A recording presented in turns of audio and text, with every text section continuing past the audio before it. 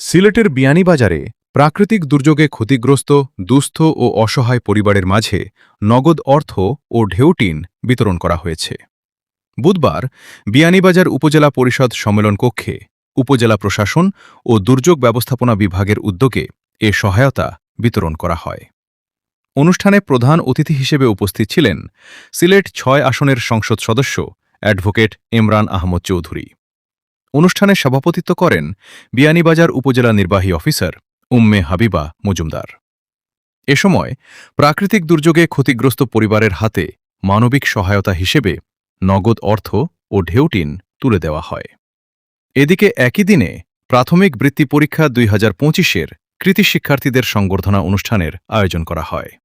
বিয়ানীবাজার পৌরসভা ও উপজেলা প্রাথমিক শিক্ষা অফিসের আয়োজনে অনুষ্ঠিত এ সংবর্ধনা অনুষ্ঠানে কৃতী শিক্ষার্থীদের সম্মাননা প্রদান করা হয়।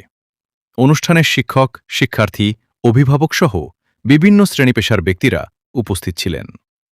আয়োজকরা বলেন, দুর্যোগে ক্ষতিগ্রস্ত মানুষের পাশে দাঁড়ানোর পাশাপাশি মেধাবী শিক্ষার্থীদের উৎসাহিত করতে এ ধরনের উদ্যোগ গুরুত্বপূর্ণ ভূমিকা রাখবে। HK media TV, Beanibazar.